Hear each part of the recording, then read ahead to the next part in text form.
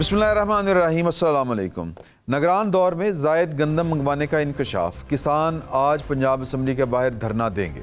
Bureaucracy के गलत फैसलों से $1.5 अरब का नुकसान हुआ है। गंदम दरामद करके प्राइवेट सेक्टर को नवाजा गया।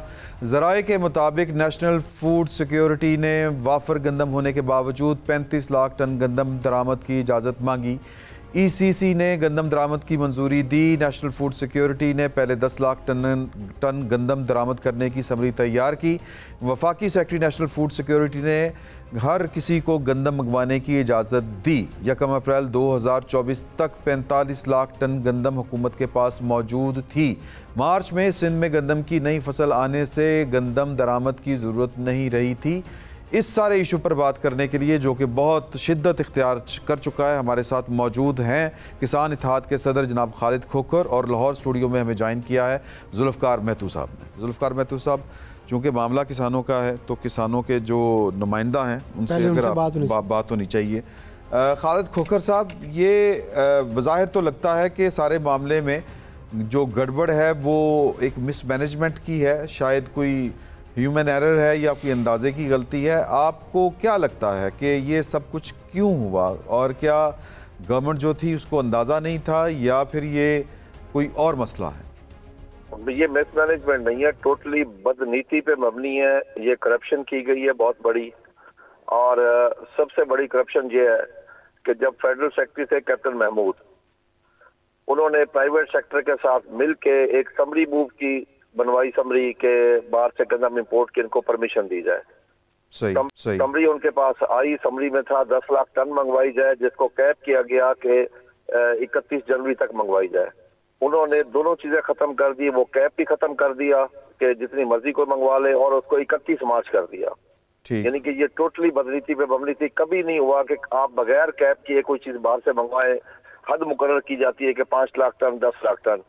तो प्राइवेट सेक्टर ने वो 35,87,000 टन बाहर से गंदम मंगवा ली, जबकि 1 अप्रैल 2024 की जो नेशनल फूड सिक्योरिटी की रिपोर्ट के मुताबिक इनके पास जो गंदम 43 लाख कुछ टन इनके पास मौजूद है जी, ये 1 अप्रैल की। और आज तक वो गंदम वैसे पड़ी है, पिछले साल वाली गंदम है। अच्छा, नजर आ रही थी कि बम्पर क्रॉप है। ये भी पता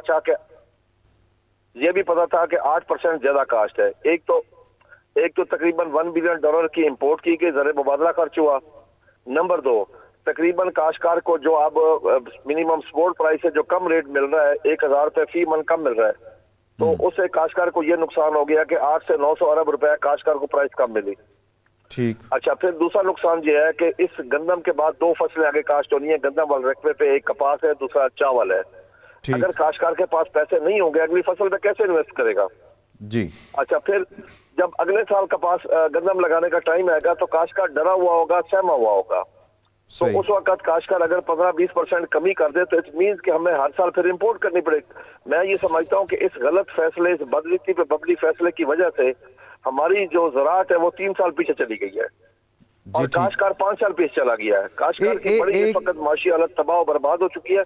फिर पंजाब हुकूमत को चाहिए था कि पंजाब हुकूमत इस वक्त सपोर्ट करती काश्तकार को, लेकिन वो भी नहीं हुआ। ऐसी पंजाब हुकूमत, मैं वही जानना चाह रहा हूँ आपसे खालिद साहब, कि पंजाब हुकूमत आपको सपोर्ट करे, किस तरह करे, और इस मसले का हल क्या है? क्योंकि पंजाब हुकूमत कहती है कि जी कि जब इस सारे केस में उसका तो कसूर कोई नहीं, एक बात, और दूसरी वो होल्ड कहाँ पे रखे, कहाँ पे उसको स्टोर करे, उसके पास जगह नहीं है। इस मसले का हल आपके पास क्या है? नहीं, ये बात गलत है कि जगह नहीं है। पहले भी 80% बाहर ओपन गंजियां लगी हुई हैं। जितना भी फूड डिपार्टमेंट परचेज करता है 80%, और पास को परचेज करता है 80% उसकी ओपन गंजियां लगी हुई है मैदानों में। ये नहीं है कि हमारे पास कोई स्टोरेज कैपेसिटी है, सैलूस बने हुए, ऐसी कोई चीज नहीं है, बहुत कम है। कुछ स्टोर है फूड के पास, वरना कोई स्टोर नहीं है, वरना बाहर गंजियां लगती है, वो लगाई जा सकती है। लेकिन जी काश्तकार को मारना तो नहीं है ना। अगर काश्तकार का मौशी कत्ल, मैं तो ये कहूंगा जिस तरह 6 करोड़ पाकिस्तानी काश्तकारों का मौशी कत्ल हुआ है, तो जिन लोगों ने ये फैसला किया था, बदनीति पे मबनी था, प्राइवेट सेक्टर को 150 अरब रुपए कमाया, उनको फांसी होनी चाहिए। लेकिन पाकिस्तान की ज़राअत को तबाह बर्बाद कर दिया चंद लोगों ने अपनी जाती मकासद की खातिर। यानी कि सेक्रेटरी का क्या हक है कि उसने उसको कैद नहीं किया? कभी ऐसा हुआ कि बगैर हद मुकर्रर किए कोई चीज बात? अच्छा, ये बताएं कि आप काश्तकार इसको होल्ड कर सकता है? क्योंकि जो गवर्नमेंट है मौजूदा पंजाब की गवर्नमेंट, उसके जो وزیر زراعت ہیں وہ کہتے ہیں کہ کاشتکار کوئی ہولڈ کر لیں ان کو تھوڑا عرصہ، ہم کمپنسیٹ کر لیں گے، خرید لیں گے. دیکھیں میں آپ کو عرض کروں، آپ کا چھوٹا فارمر ہے زیادہ، کاشتکار کے پاس ہولڈنگ کی پوزیشن نہیں ہے، کاشتکار ہولڈ نہیں کر سکتا، اس کے پاس پیسے نہیں، اس نے آڑتی کہ کسی نے کسی کے پیسے دینے ہیں. ٹھیک، کاشتکار میں یہ پوزیشن نہیں ہے، کاشتکار کے پاس اسٹور بھی نہیں بنا ہوا، کاشتکار کے پاس کوئی ایسا ذریعہ نہیں کہ اپنے پاس. اچھا خالد صاحب مجھے ایک اور بات بتائیے گا کہ پر ایکڑ گندم کی پیداوار کے اوپر یعنی اس کی جو کاشتکاری سے یا بوائی اس کو کہتے ہیں نا جی شروع سے جو ہوتی ہے، ایک کاشتکار کا پر ایکڑ خرچہ کتنا آتا ہے؟ میں آپ کو عرض کروں جی، ہم نے فی من خرچہ لگایا جس کی زمین اپنی ہے جی، ذاتی جی ٹھیک ہے جی، اس کا خرچہ ہے کوئی 33-34 روپے جس کی اپنی زمین ہے. جو زمین ٹھیکے پہ لے کے کاشتکار ہے اس کا تو خرچہ بھی جو ہے نا وہ تقریباً 4000 کے لگ بھگ اس کا خرچہ بڑھ رہا ہے، کاسٹ آف پروڈکشن بڑھ رہی ہے جی، ٹھیکے بڑھ گیا پر ایکڑ. میں آپ کو عرض کروں کہ ہماری کاسٹ آف پروڈکشن بہت بڑھ چکی ہے. یہ آپ نے جو خرچہ بتایا ہے یہ پر ایکڑ ہے جی، پر من ہے یا پر ایکڑ ہے؟ پر من میں بتا، پر من. ٹھیک ہے جی جی فی من ٹھیک پیداوار حساب سے جو ریٹ دیا ہے حکومت نے 3900 روپیہ. اب دیکھیں نا ہماری ہر چیز مہنگی ہوگی، اس کے باوجود ہمارا ریٹ وہی ہے جو پچھلے سال 3900 تھا، اس سال بھی وہی ریٹ آیا ہمارا. ٹھیک، یہ کوئی طریقہ نہیں بنتا جی. ہمیں کاشتکار کو کیوں مارنا چاہتے ہیں؟ کاشتکار آپ کی فوڈ سیکورٹی کا ضامن ہے. چلیں آپ کا بہت شکریہ. آپ اگر ہمارے ساتھ ہی رہیں تو ذوالفقار مہتو صاحب سے ہم پوچھتے ہیں. ایک تو میں چونکہ یہ میرا سبجیکٹ نہیں تھا تو وہ مجھے کسی نے بتایا تھا یہ 50,000 جو ہے وہ آلموسٹ پر ایکڑ خرچہ آتا ہے. نہیں 50,000 تو کم بتایا انہوں نے، یہ کوئی اس سال کوئی خرچہ جو ہے وہ 80,000 روپے 80,000 پر ایکڑ ہے، پر ایکڑ خرچہ ہے. اور پر ایکڑ میں سے کتنے من گندم نکلتی ہے؟ 45 من کی ایوریج نکالی ہے. ابھی تو پاکستان کے اندر اور پنجاب کے اندر ایسے فارمرز بھی خالد صاحب جانتے ہیں جو 70 من بھی لیتے ہیں، لیکن ہم نے بیچ میں یعنی گورنمنٹ کا یہ بیرومیٹر ہے کہ 45 من آئی ہوگی جی. ٹھیک ہے، اس سے کم کے بھی ہیں، برانی ایریا میں جائیں گے جس سے کم والے بھی ملیں گے. صحیح. اچھا خالد صاحب نے 2 باتیں کی. ہاں اسی بات پہ میں نے نا ایک کیئر ٹیکر وزیر سے ابھی تھوڑے دن پہلے بات کی کہ میں نے کہا یار آپ نے گندم امپورٹ کیوں کر لی؟ ٹھیک. اور خالد صاحب کہہ رہے ہیں یہ $1.5 ارب کی کرپشن ہو گئی ہے اس میں، یہ وہ پتہ نہیں ہے. پرائیویٹ سیکٹر نے گندم منگوائی ہے، گورنمنٹ کا تو $1 نہیں لگا اس کے اوپر. اب پرائیویٹ سیکٹر نے کہیں کرپشن کر لی ہے آپس میں تو کر لی ہوگی، نمبر 1. اور یہ انہوں نے کہا کہ میں نے کہا آپ نے یہ کیوں کیا؟ ان کا شاید اشارہ کک بیکس کی طرف نہ ہو.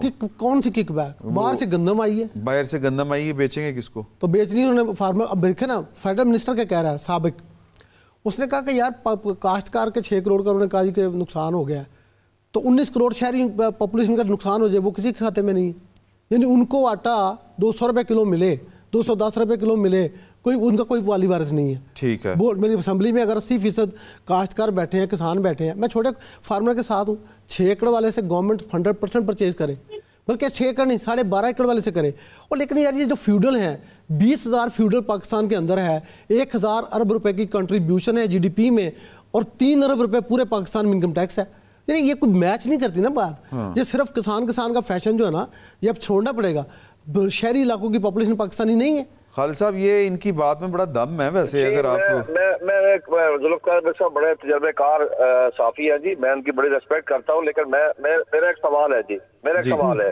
آج ان کو شہریوں کی بات کر رہے ہیں، اس وقت شہریوں کی بات کیوں نہیں کی؟ 2 سال پہلے ہم نے گندم بیچی 2200 روپے من، اینڈ کنزیومر غریب آدمی نے خریدی وہی گندم 6,000 روپے من. کاشتکار نے 2201 روپے من بھی نہیں بیچی. اب بھی میں کہہ رہا ہوں کہ کیا یہ کر سکتے ہیں کہ پورے سال کے لیے آٹے کا ریٹ فکس کر دیں؟ پورے سال کے لیے کیا کر دیں؟ یہ پورے سال کے لیے بیچ سکے. آپ کیا فرما رہے ہیں؟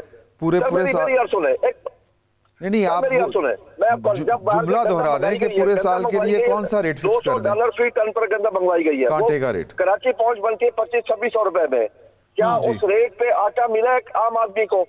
ہاں یہ خالد صاحب میں اس پہ ہاں خالد صاحب یہ میں آپ کے ساتھ اس بات پہ میں کہہ رہا ہوں کہ میں دونوں کا وکیل ہوں. میں فارمر کا بھی ہوں، آپ کو پتا ساری زندگی میں نے فارمرز کی رپورٹنگ کی ہے، بڑی سپورٹ کی ہے آپ کی جو ایشوز تھے اس پہ اوپر. لیکن میں پاکستان میں جرنلسٹ ہوں، میں جرنلسٹ فیوڈل لاز کے خلاف ہوں. یار کچھ دینا بھی ہے کہ نہیں اس ملک کو، سارا لینا ہی ہے. لیکن اس کے لیے تو پھر وہ بڑا لمبا چوڑا ہے نا، آئین میں ترمیم کرنی پڑے گی. کوئی ترمیم نہیں یار، ٹیکس لگا ہوا. کون سی ترمیم؟ یہ زرعی ٹیکس نہیں ہے لگا ہوا ہے نا پنجاب. آپ کو کسی نے کہا 1997 کا زرعی انکم ٹیکس لگا ہوا ہے. اچھا نہیں. اب آپ کو مثال دوں، لوگ کہتے ہیں یار یہ بار بار مثال کیوں دیتے ہو؟ مثال میں دیتا ہوں. پاکستان کے اندر شاہ محمود قریشی یہ ان کے دوست ہیں خالد صاحب کے، ملتان میں. خالد صاحب وہ چھوٹے ذمہ دار ہیں، फैब के चेयरमैन है, उनकी छोटे जिम्मेदार है। मैं जानता हूँ बड़े जिम्मेदार है जी, बड़े जिम्मेदार है। तो इनकम टैक्स रिटर्न मेरे पास उनकी पड़ी है एग्रीकल्चर की, 3.5 लाख साल की इनकम शो की है। ओके। शाह महमूद कुरैशी कहता है मेरी साल की एग्रीकल्चर से इनकम 3.5 लाख रुपए है। और यार मैं सर ना पीट लूं, नहीं वो मैं क्या करूं? अच्छा ये चीजें हम मिक्स नहीं कर रहे। नहीं मैं कह रहा हूं कि फार्मर से आपने टैक्स भी लेना ना, फार्मर नहीं खेलना। पाकिस्तान के गरीब शहरी इलाकों की पॉपुलेशन को भी हमने सपोर्ट करना है, उनका हक क्यों नहीं? अब फिलवक्त मसला ये है, मैं बताता हूँ मसला असल में है क्या। खालिद साहब सुने, हो कह रहा है, मैं आपको लेटेस्ट खबर देता हूँ। खबर ये है कि पाकिस्तान के अंदर पंजाब का 78% शेयर है गंदम में। इस 78% के ऊपर लोगों ने पिछले साल गवर्नमेंट ने, पंजाब ने, केयर टेकर गवर्नमेंट ने एक जोर लगा दिया, गंदम उगाओ गंदम उगाओ।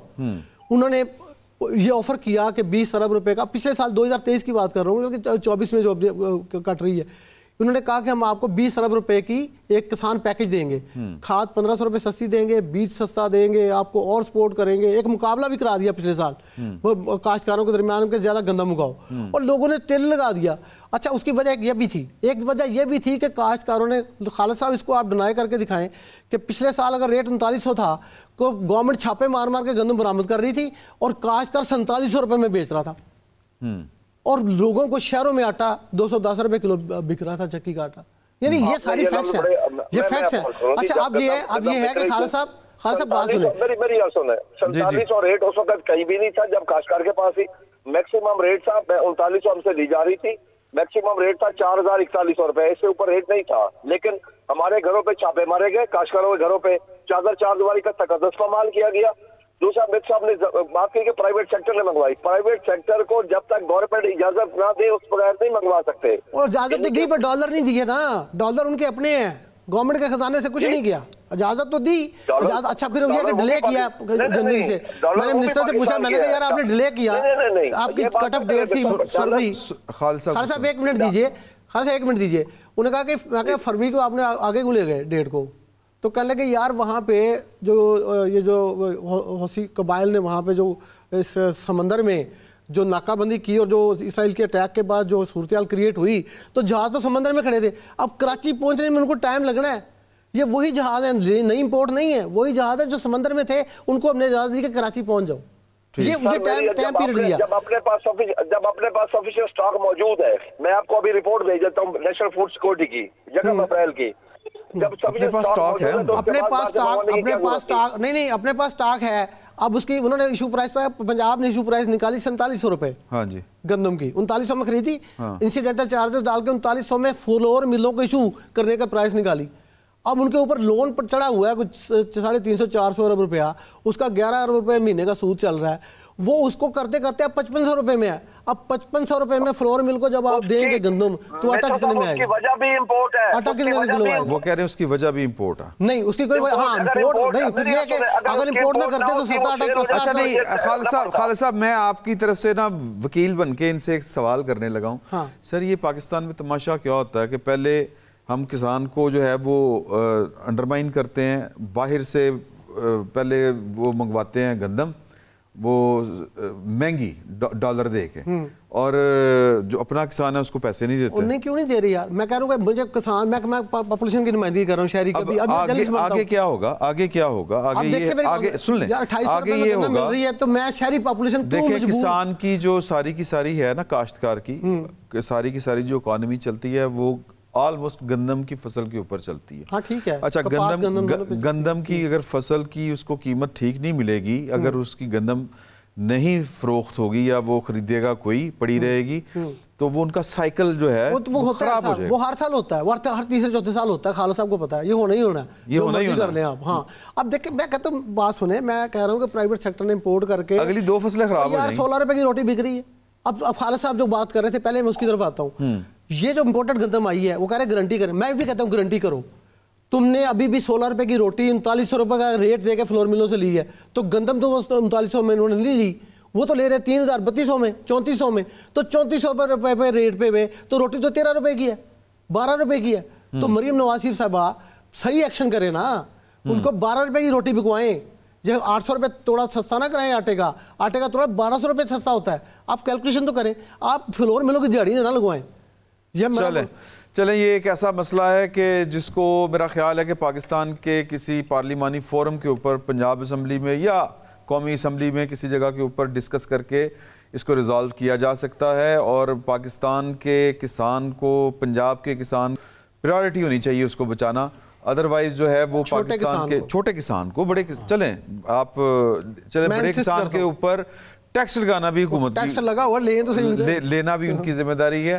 تو یہ مسئلہ تھوڑا سا ٹیڑھا ہے، اس کو سیدھا کیا جا سکتا ہے، صرف مینجمنٹ کا مسئلہ ہے، ادروائز اتنا بڑا ایشو نہیں تھا جتنا یہ ایشو بن گیا ہوا ہے، یا پھر کہ پاکستان کے خزانے ذرا فارغ ہوئے پڑے ہیں، کہ یہ بھی وجہ ہو سکتی ہے. بہرحال اس معاملے پہ ہم نظر رکھے ہوئے ہیں، پھر اگلے کسی روز اس کو ہم ڈسکس کریں گے. ایک چھوٹا سا وقفہ لیتے ہیں.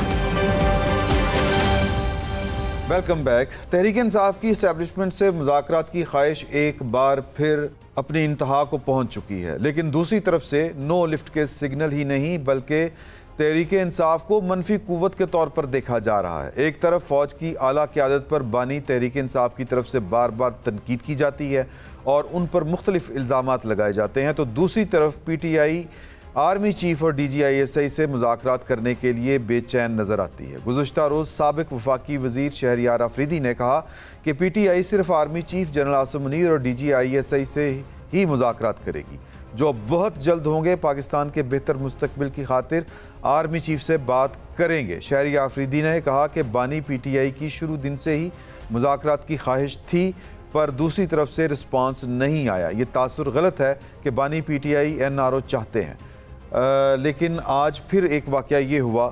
میرے ساتھ گفتگو اس ایشو کے اوپر کرنے کے لیے جناب جاوید فروقی صاحب ہیں کہ ابھی تھوڑی دیر پہلے یہ خبر آ گئی، بیرسٹر گور صاحب نے ان سے ملاقات کی چیئرمین پی ٹی آئی جناب عمران خان صاحب کے ساتھ، اور باہر آ کے انہوں نے کہا کہ جی کہ کوئی مذاکرات نہیں ہو رہے، عمران خان صاحب کسی سے مذاکرات نہیں چاہتے. حالانکہ کل رؤوف حسن صاحب نے ایک پروگرام میں بیٹھ کے یہ والی بات کہی تھی کہ ہم 1.25 سال سے ایک کمیٹی بنا کے بیٹھے ہوئے ہیں اور مذاکرات کرنا چاہتے ہیں، لیکن آج پھر کہہ دیا کہ یہ چل کیا رہا ہے، یہ اتنا ہیجان کیوں ہے جاوید فروقی صاحب؟ دیکھیں عمران صاحب، اس وقت مذاکرات کی جو بات ہو رہی ہے، مجھے تو اس کے اندر کوئی ایسی جان نظر نہیں آتی. دیکھنا تو یہ ہے کہ یہ مذاکرات اس وقت ضرورت کس کی ہیں. کیا وفاقی حکومت کو مذاکرات کی ضرورت ہے؟ صحیح. کیا اسٹیبلشمنٹ کو مذاکرات کی ضرورت ہے؟ الیکشن ہو گئے ہیں. ایک منٹ، شیر افضل مروت صاحب نے ہمیں جوائن کیا ہے. شیر افضل مروت صاحب آپ کا بہت شکریہ. سر کل تک تو یہ اطلاع تھی کہ رؤوف حسن صاحب کے بقول کے 1.25 سال سے ایک کمیٹی جو ہے وہ انتظار کر رہی ہے اسٹیبلشمنٹ سے مذاکرات کا، لیکن آج بیرسٹر گوہر صاحب نے یہ بات کہہ دی کہ جی کہ مذاکرات نہیں ہوں گے، جب ہوں گے تو تب ہوں گے، تب بتا دیں گے، ابھی تو کوئی خواہش نہیں ہے. تو کبھی کسی طرف سے یہ بات سامنے آتی ہے کہ مذاکرات کے لیے ہم تیار ہیں، سیاستدانوں سے بھی تیار ہیں. یہ سر اتنی کنفیوژن کیوں ہے؟ شکریہ. کنفیوژن تو میرے خیال میں کچھ بھی نہیں ہے. ہیلو جی 3 ایام قبل بیرسٹر گور صاحب ہماری ملاقات ہوئی تھی خان صاحب سے. اس وقت باہر آ کے ہم نے بتایا تھا کہ کوئی مذاکرات کسی کے ساتھ نہیں ہو رہے ہیں، نہ اسٹیبلشمنٹ کے ساتھ مذاکرات بغیر یہ بتائے کہ کس چیز پہ مذاکرات ہونے ہیں. آج بھی خان صاحب سے اس ایشو پہ اسپیسیفکلی بات چیت ہوئی اور خان صاحب نے کہا پہلی بات کہ مذاکرات اگر ہونے بھی ہیں تو صرف رول آف لا کے لیے ہوں گے، جب پوری دنیا کو معلوم ہوگا کہ قانون کی حکمرانی کے لیے اور پاکستان میں حقیقی آزادی کے لیے یہ، اور جس میں ملک و قوم کا بھلا ہو. لیکن موجودہ وقت میں خان صاحب نے کہا کہ نہ کوئی مذاکرات ہم کر سکتے ہیں، کیونکہ یہ ہمیں کیا ڈیل آفر کر سکتے ہیں، مذاکرات کے نتیجے میں یہ ہمیں کیا دے سکتے ہیں. جو کچھ انہوں نے چھیننا تھا لینا تھا وہ لے گئے ہیں، اور اب کیا ہم اس لیے مذاکرات کریں خان صاحب کے الفاظ سے کہ ہم ان سے مزید معافیاں مانگ لیں. تو انہوں نے کہا کہ یہ جو آج کل پی ٹی آئی کے جو قائدین کے بیانات کے روشنی میں میڈیا پہ جو ایشوز بنے ہوئے ہیں، تو خان صاحب نے واضح الفاظ میں کہا کہ فی الوقت کوئی مذاکرات نہیں ہو رہے ہیں، نہ ہماری خواہش ہے. اگر مذاکرات ہونے ہوئے تو سب سے پہلے پوری قوم کو علم ہونا چاہیے کہ یہ آفر ہیں کہ ہم قانون کی حکمرانی چاہتے ہیں، اور جب یہ چیز واضح ہوگی تو اس کے بعد سوچا جائے گا اور دیکھا جائے گا. تو یہ بھی بات سامنے آئی تھی کہ مذاکرات جو ہے شبلی فراز صاحب کے حوالے سے بات سامنے آئی تھی کہ عمران خان صاحب تیار ہیں نہ صرف اسٹیبلشمنٹ سے مذاکرات کرنے کے لیے بلکہ گورنمنٹ سے بھی، تو آپ بالکل اس کو نگیٹ کر رہے ہیں کہ نہ صرف اسٹیبلشمنٹ بلکہ سیاسی جماعتوں کے ساتھ بھی نہیں ہوں گے اور کوئی وجہ بنتی ہی نہیں کہ مذاکرات ہوں، کوئی اس طرح کی کوئی سچویشن ہے نہیں۔ خان صاحب یہ کہہ رہے تھے نا کہ مذاکرات کس چیز پہ ہوں، کس بنیاد پہ؟ یعنی کہ مینڈیٹ چوری کیا، ہمارے ہاتھ پاؤں باندھ کے ہمیں پولنگ بوتھ بھیجا، اس کے بعد لوگوں نے ووٹ دیا، مینڈیٹ چوری ہوا، مینڈیٹ کے بعد جو ہے ضمنی الیکشن چوری ہوئے، ریزرو سیٹیں چوری ہوئی، جیلوں میں سارے پڑے ہوئے ہیں۔ تو خان صاحب بتا رہے تھے کہ اب یہی رہ گیا ہے کہ یہ کہیں کہ اب آپ معافی مانگ لیں، تو انہوں نے کہا جی کہ ساری زندگی میں جیل میں گزارنے کو تیار ہوں، یہ ایگزیکٹلی خان صاحب کے الفاظ تھے کہ ساری زندگی جیل میں جانے کو تیار ہوں لیکن سر نہیں جھکائیں گے۔ نہیں تو سر جھکانے والی اس میں بات ویسے کیا ہے سر؟ آپ سے کوئی معافی کا مطالبہ کر رہا ہے عمران خان صاحب کو؟ کیوں لگ رہا ہے کہ ان سے کوئی معافی کا مطالبہ کر رہا ہے؟ باقی تو معافی رہ جاتی ہے نا، کیا چیز دے سکتے ہیں؟ نہیں بات یہ ہو سکتی ہے کہ آپ کے لیے ان کے پاس جا سکتے ہیں۔ دیکھیں گزارش یہ ہے، اگر کوئی پاکستان کی بہتری اور سلامتی کے لیے مذاکرات کرنا چاہتا ہے تو وہ ڈکلیئر کر دیں۔ ہمارا بنیادی تقاضا ہے کہ جو بھی کوئی بھی ہمیں پیشکش کرنا چاہتا ہے یا ہمارے ساتھ بیٹھنا چاہتا ہے تو پہلے وہ اعلان کر دے کہ ملک میں قانون کی حکمرانی ہوگی اور قانون کے جو مطابق اسٹیبلشمنٹ کے ساتھ مذاکرات ہوتے ہیں وہ تو کبھی بھی اوپنلی نہیں ہوتے اور نہ ہی کبھی یہ ہم نے سنا ہے، یہ تو پھر بعد میں خبریں آتی ہیں۔ تو آپ کا مطالبہ یہ ہے کہ اسٹیبلشمنٹ آپ سے رابطہ کرے اور پھر ایجنڈا بھی دے کہ وہ آپ سے مذاکرات کرے، نہ چاہتی ہے تو ایجنڈا یہ ہوگا، یہ آپ چاہ رہے ہیں؟ ہم یہ چاہ رہے ہیں کہ پہلے حکومتوں کے جوڑ توڑ کے لیے خفیہ مذاکرات ہوتے تھے، یہ ہم نے کرنے ہوتے تھے، تو جب پیپل پارٹی نے الیکشن کے بعد حکومت کی پیشکش کی تو ہم اس وقت کر چکے ہوتے۔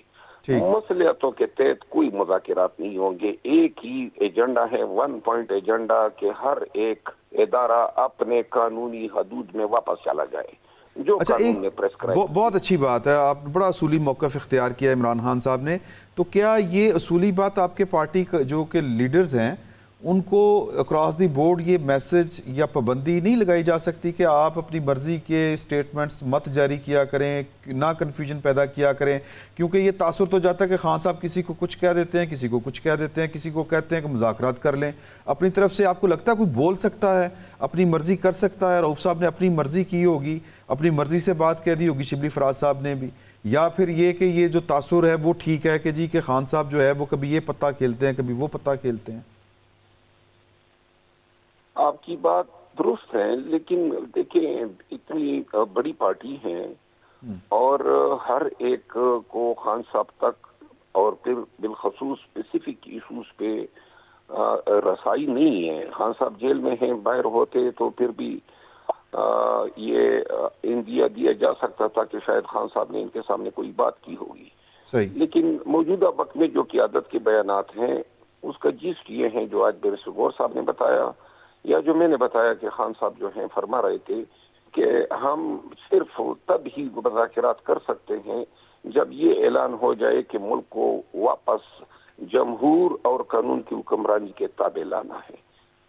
جی بالکل۔ ایک آخری بات صرف، اگر یہ عمران خان صاحب کا اٹل فیصلہ ہے تو پھر تو یہ لگتا ہے کہ جب تک عدالت کوئی کسی کیس بڑے میں ان کو جو بھی سزا سنائے گی وہ اس کو مکمل کر کے ہی جیل سے باہر آئیں گے، مذاکرات کے ذریعے اپنی واپسی کا کوئی راستہ وہ نہیں نکالنے والے، ایسا ہی ہے؟ بے شک، بالکل درست کہا آپ نے۔ ہمیں کوئی رہائی جو ہے ڈیل کے تحت درکاری نہیں ہے، اور یہ خان صاحب آج ہی کہا کہ ساری عمر جیل میں گزار لوں، میں نے کسی سے ریلیف نہیں لینا ہے، جو میرا حق عدالت اور قانون کے تحت بنتا ہے میں اسی پہ اکتفا کروں گا۔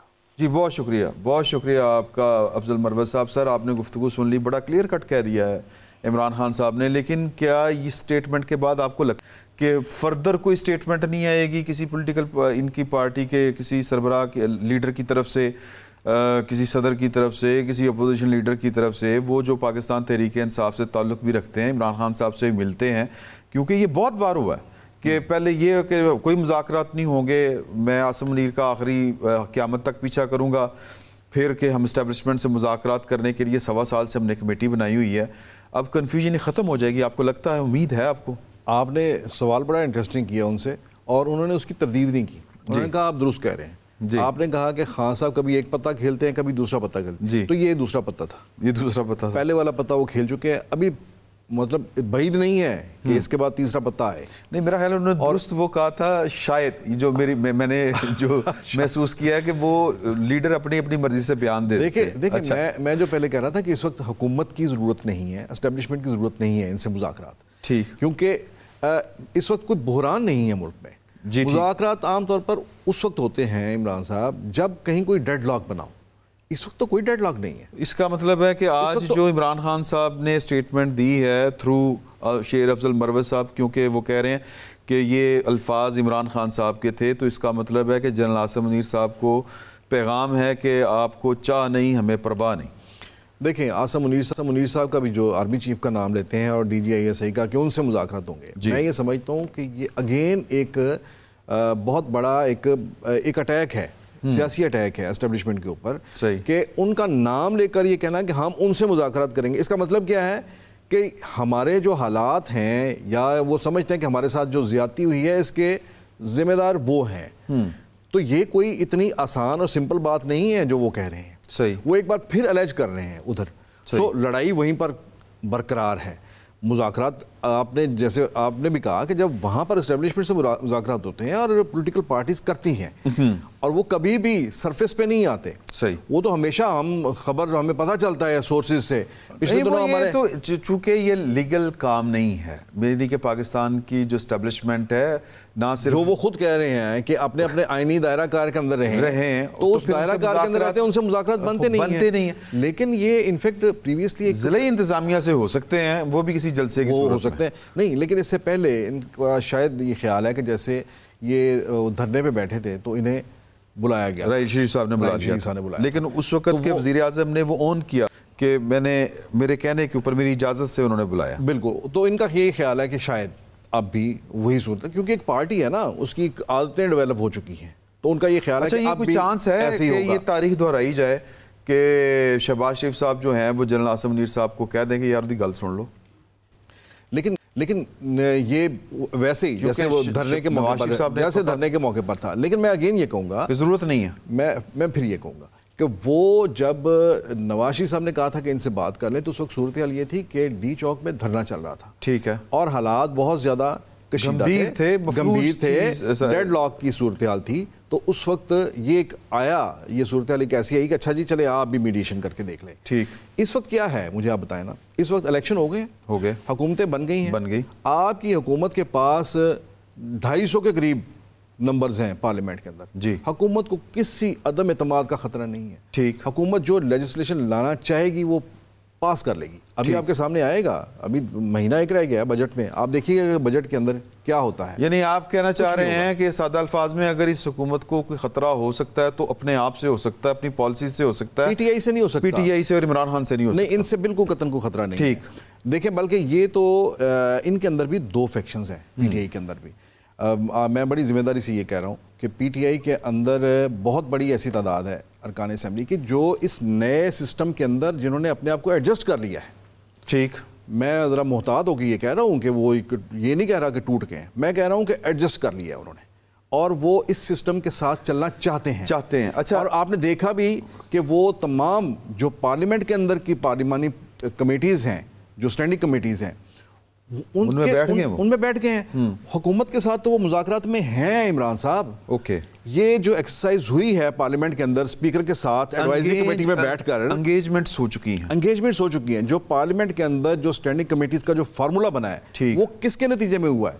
وہ مذاکرات کے نتیجے میں ہوا ہے. تو اب آپ کو لگتا ہے کہ عمران خان صاحب اپنی بات پہ قائم رہیں گے؟ اب انہیں مذاکرات کی کیا ضرورت ہے؟ میں بس صرف یہ ایک نقطہ جو میرے خیال کے مطابق یہ کہتے ہیں کہ ہمیں ضرورت نہیں ہے مذاکرات کی، ہمیں فلاں پر بات کرنا چاہتے ہیں. یہ صرف کہنے کی باتیں ہیں. PTI کی ضرورت ہے اس وقت مذاکرات. وہ کیا ہے؟ وہ ریلیف چاہتے ہیں. وہ عمران خان کو جیل سے باہر چاہتے ہیں. ٹھیک. وہ اپنے مقدمات جو ہیں وہ ان میں ریلیف چاہتے ہیں. یہ ساری چیزیں جو ہیں وہ کہیں نہ کہیں کوئی بات جب تک انڈرسٹینڈنگ نہ بنے ان کی تب تک یہ چیزیں نہیں مل سکتی. چلے دیکھتے ہیں کہ چیئرمین پاکستان تحریک انصاف اپنے اس بیان جو بیان افضل مروت صاحب کے ذریعے ہم تک پہنچا ہے उस पर कब तक वो कायम रहते हैं और अगला पत्ता वो कब खेलते हैं या बिल्कुल नहीं खेलते, और जो भी उनको सज़ा मिलेगी उसको पूरा करके निकलते हैं या कोई वापसी का रास्ता निकालने की कोशिश करेंगे, क्योंकि सियासत में कोई चीज़ आखिरी चीज़ नहीं होती, कोई हर्फ आखिर नहीं होता। फिल वक्त इतना ही, कल फिर आपकी खिदमत में हाजिर होंगे। बहुत बहुत शुक्रिया।